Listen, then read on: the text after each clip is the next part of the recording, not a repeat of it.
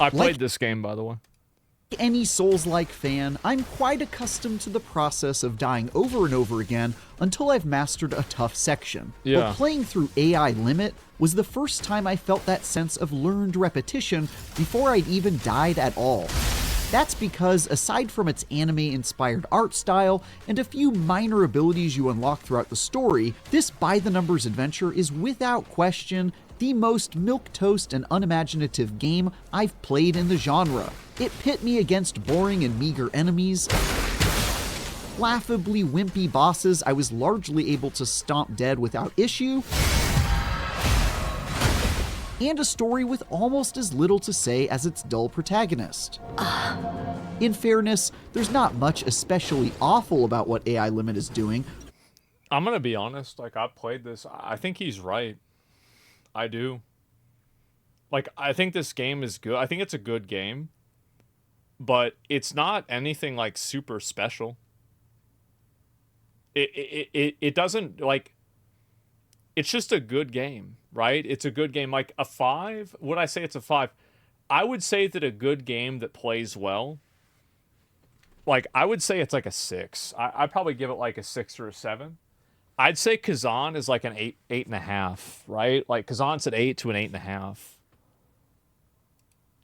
Apart from its regular crashes and bugs that send you falling through the floor, but there's almost nothing worthy of praise across this forgettable journey either.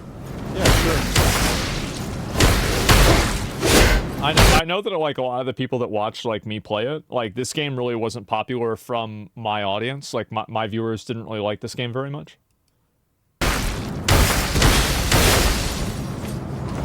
AI Limit is set in a vague sci-fi universe where society has collapsed due to mysterious circumstances and is now overrun with the... Yeah, I played Code Vein, by the way.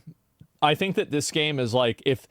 The reality is that I think that you've had a few Souls-likes that have come out, and they've raised the bar so much that now, like, you really have a high-quality Souls-like culture, and, like, you have people that are, like, really excited about these games. And they're actually good, because for a long time, the Souls-like games were just simply not good. I think that the first one that came out that was really, like, just bona fide, seriously acknowledged as actually a very good, high-quality game was Lies of P. But you're also having games like Kazan come out, and I think there's a few others I just can't think of right off the top of my head right now. Neo, like, well, Sekiro is this, I mean, that's a Souls game, right? Lords of the Fallen like wasn't really well received, and so maybe Neo 1 was the first one. Yeah, for me it was Lies of P, and so, like, I feel like now, like, the bar for Souls-like games has been raised. It's not like it was in, like, 2018. Bizarre black mud that is both toxic to all life and a delicious meal you eat to regain health. For sure. I eat a little when I'm starving, and it hasn't caused big problems so far. As an android called a Blader, you were created for the sole purpose of restoring the world back to balance, which you do by killing almost everything you see. You'll unquestioningly run around the ruins of a civilization that apparently used a book of genre tropes as a blueprint, complete with a sewer that serves as the tutorial, and a poison swamp level that's mandatorily included per the Miyazaki Accords of 2011. That's right. A legally binding statute that's so real you don't need to bother Googling it. That's the right. The robotic nature of your Blader also provides a convenient excuse for them to never exhibit even mild character traits as they speak in a monotone voice. Very positive on Steam. Yeah, I think the game's good. I mean, like, if you like Souls-like games, I would recommend this game. It's a good game. Throughout the 30-hour adventure, strange crystallized substances? Having a hazy setting and a forgettable protagonist isn't exactly unique to this type of game, but if the non-fantasy setting had you hoping this might be one of the ways in which AI Limit breaks the mold, nah. I told Akari, like, I thought Akari was gonna play this. The actual action is largely an impression of better Souls-likes. You'll split your time between exploring dark and dangerous places, fending off these smaller enemies as you work your way to the next bonfire-like checkpoint,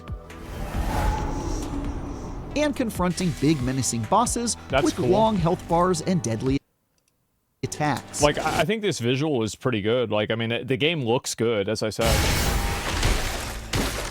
But that familiar structure underwhelms almost immediately here, thanks to a lack of enemy variety, samey and empty levels, and combat that's overly simplistic and unchallenging. I don't see how, like, this is one thing that I would criticize IGN with, is like, how is it that that's true with this game, but not Assassin's Creed Shadows? Because, like, I feel like this game has more dynamic combat than Assassin's Creed Shadows, which is, like, really, like, pretty low. But I don't know. They gave Shadows a 9. Yeah, it just doesn't make sense to me. You'll swing melee weapons several times larger than your body, loose spells that shoot fire, lightning, and more at your opponents, and of course, dodge roll and parry to keep yourself alive.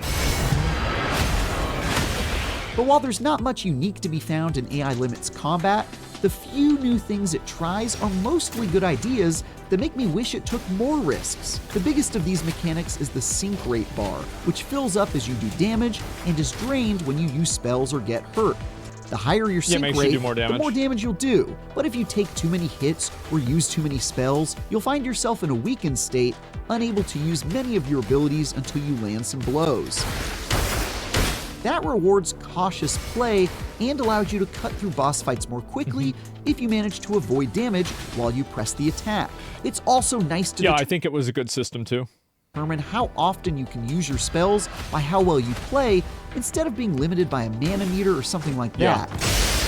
I think that mana and that kind of stuff isn't as interesting as having a resource that you generate through combat and gameplay.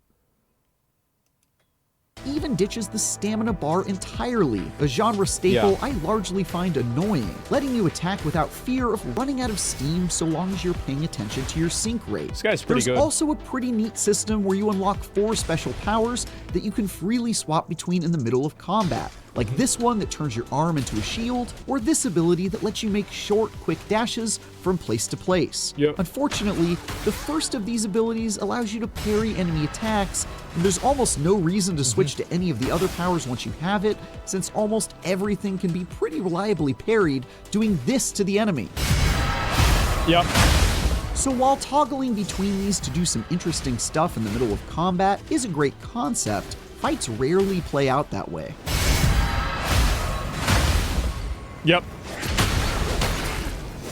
You'll mostly encounter slightly different versions of aliens that look like scrapped monster ideas from Stranger Things, and these generic robots with identical attack patterns, all of which are easily avoided or parried. I don't think that's fair to say. This is the tutorial boss.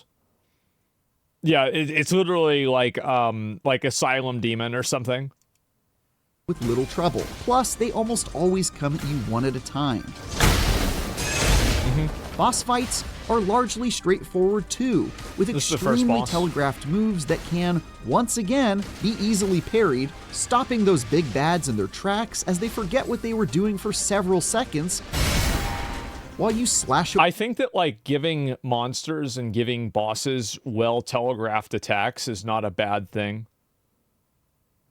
Like, I don't agree with this logic, is that, like, and this is a big issue that I think Souls-like runs into, is that a lot of games create difficulty in Souls-like games, or, like, Souls-likes create difficulty in ways that is, like, very, very high friction.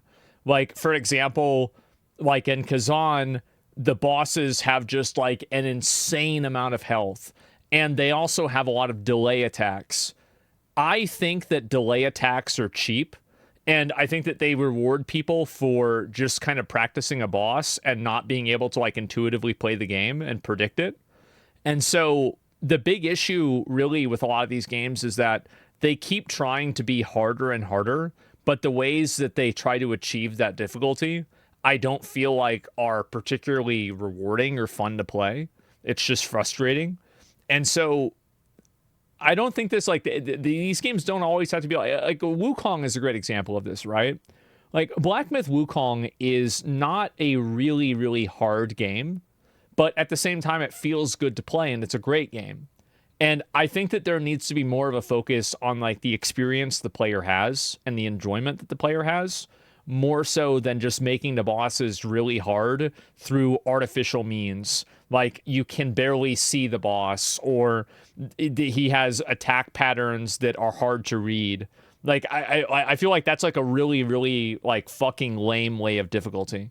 Personally, that's what I would say. Away half their health. I mean, seriously, just look at this guy.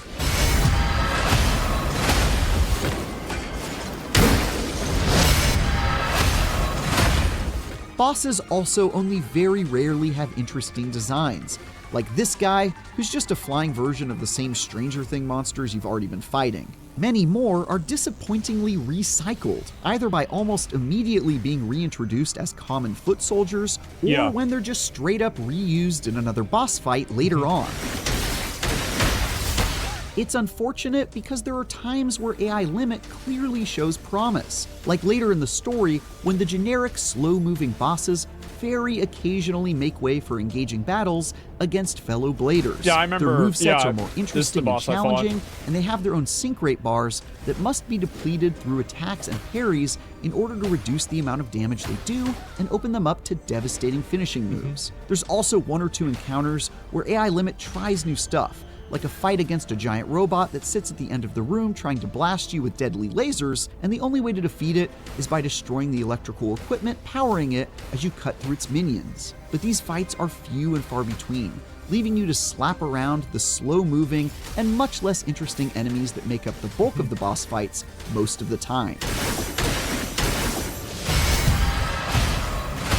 Another thing that holds AI Limit back pretty significantly is how buggy it is. I had at least a dozen crashes, got stuck in the environment in ways that caused me to twitch bizarrely, fell right through the floor during boss fights, and once even continuously respawned over and over again at a save point that threw me through the map until I went to the PlayStation dashboard and closed the app.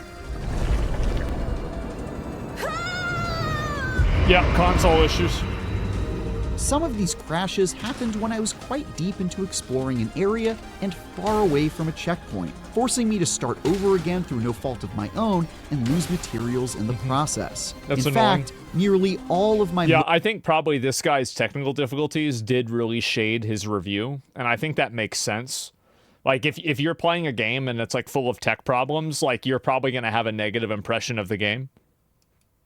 Most frustrating deaths came from straight-up glitches, rather than fighting bad guys. I mean, I could see There was him getting even this frustrated. one time where all the enemies became invisible, Like, and I had to I would say, like, I mean, if you liked Code Vein, you should play this game, for sure. run through the entire area spotting enemies by their floating weapons. That's not exactly the kind of difficulty I was hoping for, but honestly, even that wasn't challenging.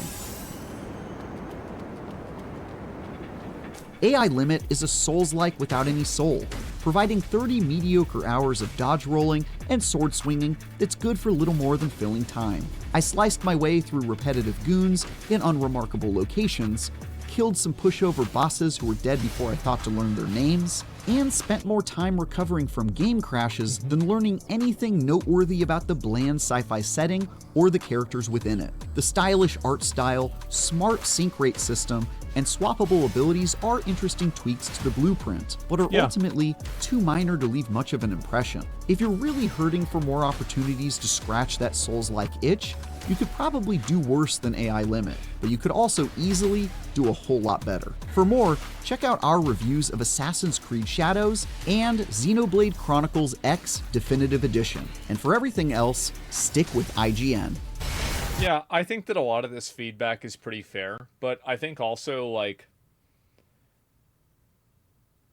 I'd be really curious to see, like, the way that people play this game that aren't, like, veterans of Souls-like games, because this is a big issue that I think a lot of these games have, is that, again, they're designed for people that have beaten the Elden Ring DLC. And, like, I think Lies of P was kind of like this. I mean, even though, obviously, I know chronologically it doesn't make sense. But, like, I'm saying, like, it's really, really hard. And I think Kazan is like this too.